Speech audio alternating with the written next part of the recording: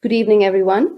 My name's Supriya Bulchandani, and I'm a consultant obstetrician gynecologist and a subspecialist in Urogynaecology, working at University Hospital Coventry and Warwickshire in the UK.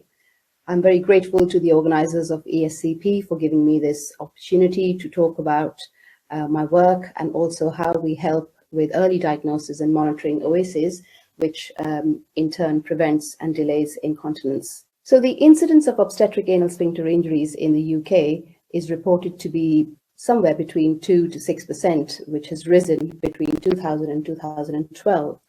The overall incidence ranges from about just under 3%, but the incidence in primates is higher as compared to multiparous women, as you can see in the slide. There is a bigger problem because not only is there an incidence of OASIS, but there's a recurrence rate of about 5 to 7% as reported in the RCOG guidance. Some studies suggest that the risk of recurrence is 3 times higher compared to parous women with no previous obstetric anal sphincter injury, which amounts to not being a very significantly higher rate to initial OASIS. There is a 17% risk of worsening of fecal symptoms in women after a second vaginal delivery. OASIS has a huge cost on the NHS in terms of not only repair, but also litigation. For example, in the NHS, the total cost of obstetric anal sphincter injuries is estimated to be £1,625 per case for the repair.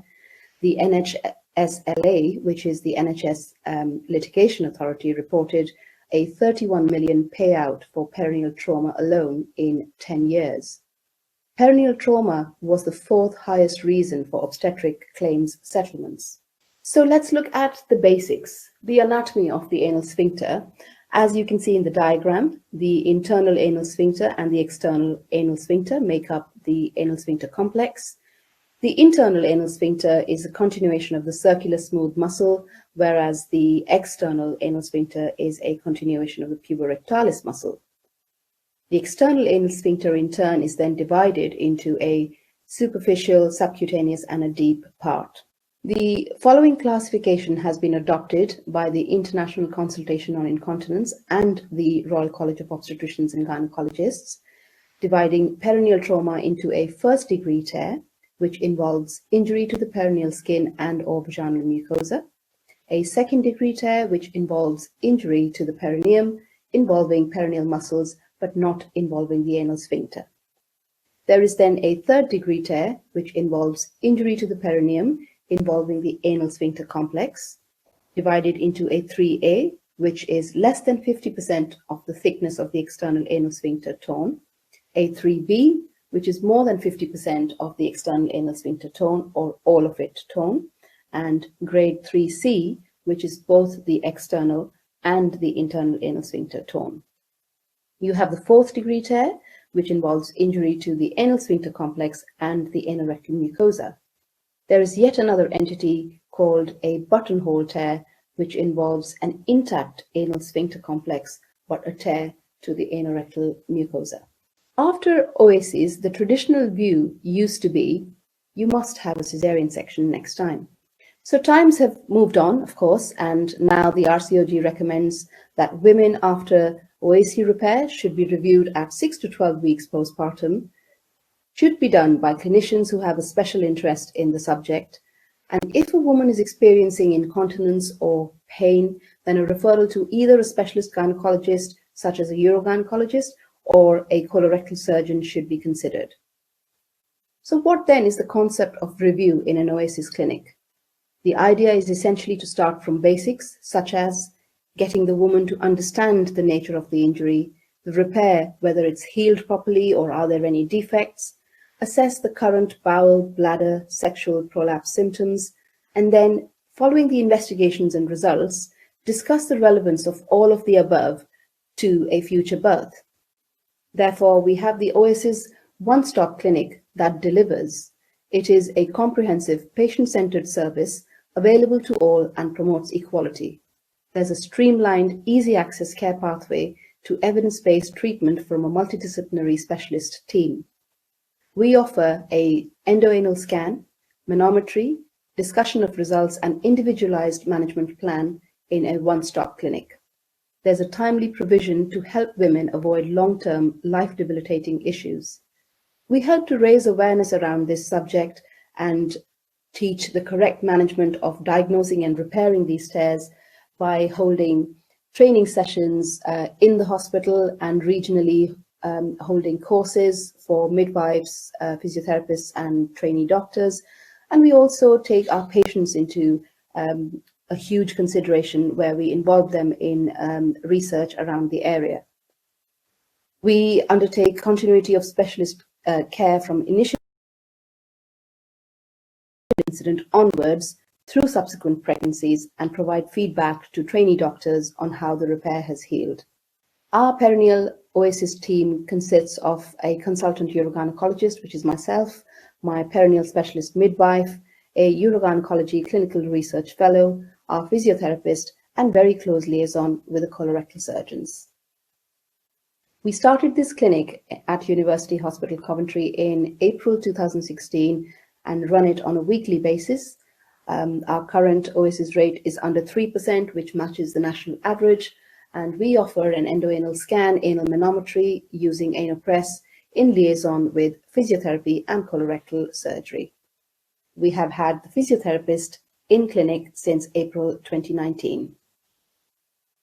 So who all is offered a scan? Basically, all postnatal women who have sustained a 3rd or 4th degree perineal tear, any antenatal women who are in a subsequent pregnancy that sustained a previous OAC and have not been reviewed or scanned since. We also offer women who have had an OAC followed by a vaginal delivery with no OAC, a scan. So what's the role of a pelvic floor physiotherapist in our clinics and in our setting?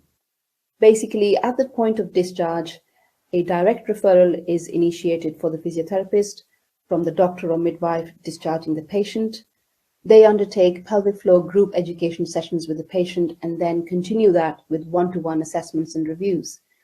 They are present in every OASIS clinic, which offers continuity of care, and basically they assess, reassess, judge the progress, and essentially at the final stage, enable the women to have independent management of using their pelvic floor to their advantage. They propagate lifelong good habits in order to prevent future problems. Physiotherapy is recommended as a useful measure, both in the RCOG guidance as well as in NICE for management of stress urinary incontinence, mixed urinary incontinence, faecal incontinence, and stage 1 to 2 pelvic organ prolapse.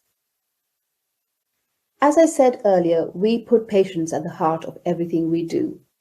The idea is to have their perspective into view, to shape our services and care, and involve them in driving research in this area. So what is the importance then of so much focus around this subject? Does it really matter if it happens again? Well, there is plenty of evidence that suggests the following. A study in 2005 by SEAS suggested 200 women who had a 3rd degree tear with their first delivery showed no increase of incontinence with 0, 1 or more subsequent deliveries.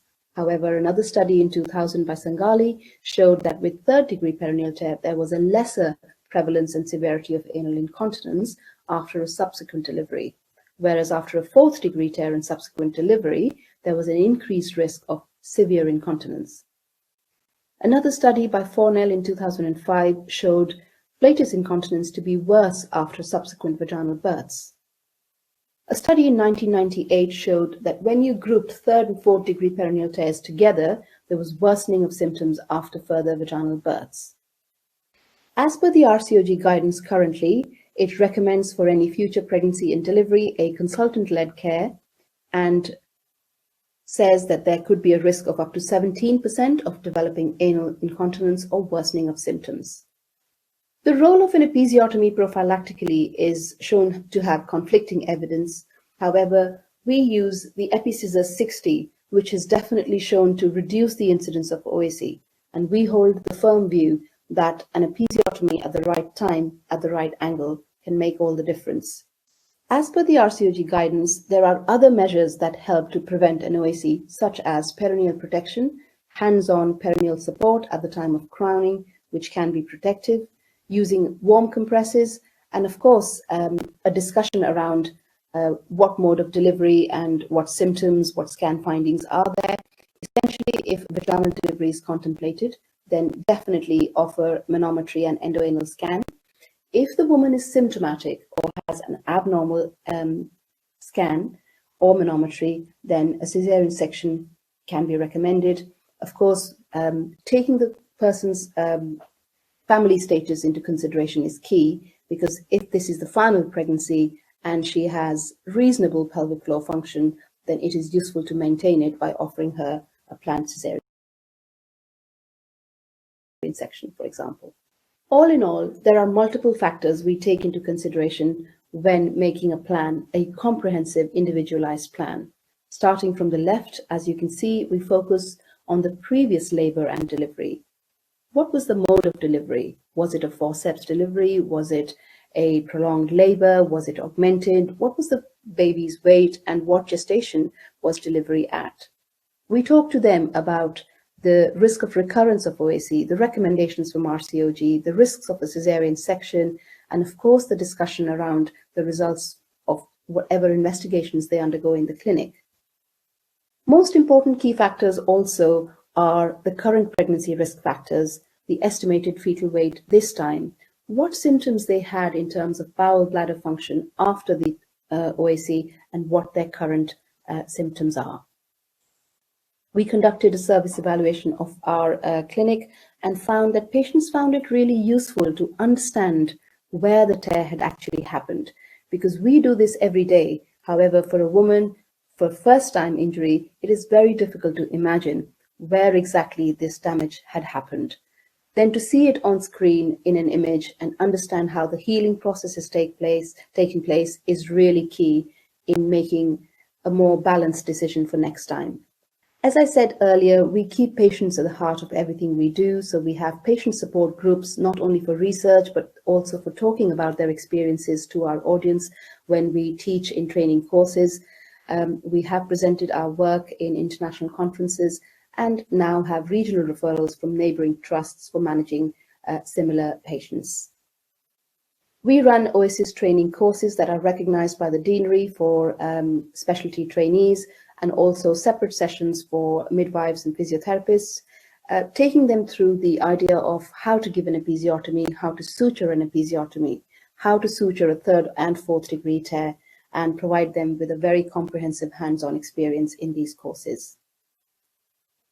Overall, the OASIS Clinic model is unique to the West Midlands in the UK, providing comprehensive, multidisciplinary one-stop care to allow prompt referrals, review and management after OAC, thereby facilitating a supported recovery with enhanced care to minimize morbidity and prevent long-term sequelae.